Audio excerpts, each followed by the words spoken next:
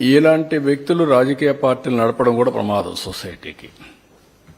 అది ఇప్పటికే కాదు, ఎప్పటికైనా సరే ప్రజలు కూడా ఆలోచించుకోవాలి. మీరు 5 సంవత్సరాలు ఏంటి నష్టపోయారు? 10 లక్షల కోట్ల రూపాయల అప్పులు, 1,00,000 కోట్ల రూపాయలు ఇప్పుడు డ్యూస్ నేను పే చేయాలి. ఎవ్రీ డే మా ఆఫీస్ చుట్టూ తిరిగేవాళ్ళు డబ్బులు మాకు ఇవ్వాల్సి, మేము చచ్చిపోతున్నాం, నా కంపెనీ దివాలా తీసింది, బ్యాంకులంతా జప్తు చేస్తున్నారు, మీరు ఇవ్వకపోతే నా ఆస్తులు పోతాయి అని తిరిగేవాళ్ళు. ఎవరికి ఆక్సిజన్ ఇవ్వాలో తెలియదు. ఇప్పుడే వచ్చారు కియా మోటార్స్. సౌత్ కొరియాకి వెళ్ళాను, కియా మోటార్స్ తేవడానికి సౌత్ కొరియాకి నేను వెళ్ళాను. వాళ్ళ కంపెనీ చూసా, పర్సనల్గా ఇన్వైట్ చేశారు, రమ్మన్నా. ఎక్కడికి వస్తారంటే అప్పటికే గుజరాత్, తమిళనాడు, కర్ణాటక షార్ట్ లిస్ట్ వేశారు. నేను ఛాలెంజ్గా తీసుకొని మీరు నా దగ్గర రమ్మంటే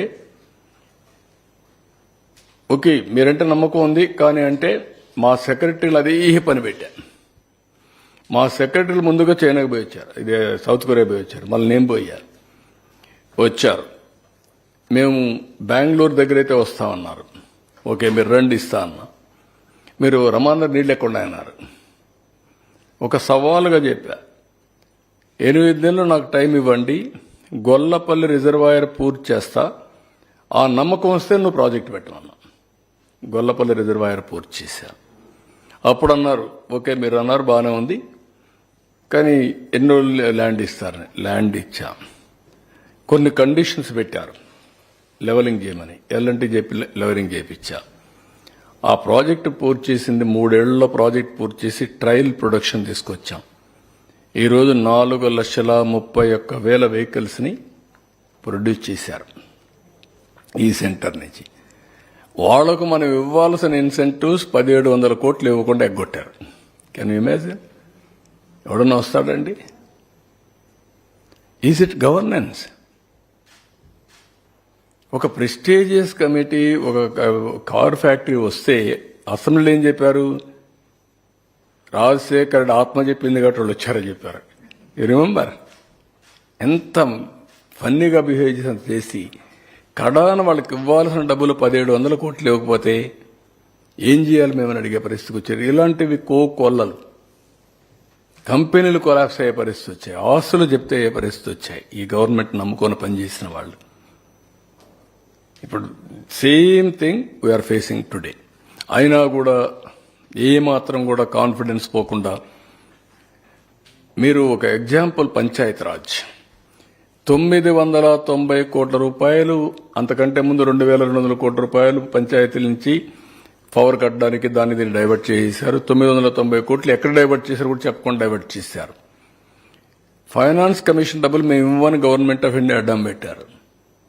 990 క్రోర్స్ రిలీజ్ చేస్తే 1,100 కోట్లు మళ్ళా ఇస్తున్నారు. అంటే 2,000 కోట్ల రూపాయలు పంచాయతీల డబ్బులు తీసుకొచ్చాం ఈ 100 డేస్లో.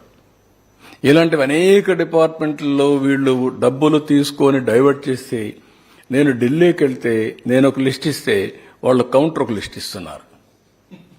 ఏమని? మీరు చేయలేదు, మీరు డబ్బులు తీసుకున్నారు, యూసీలు ఇవ్వలేదు, మీరు డైవర్ట్ చేశారు, ముందు ఇది పరిష్కారం చేయండి, తర్వాత మీ విషయం మేము ఆలోచిస్తాం, అలాంటి మేమేం చేయలేమని.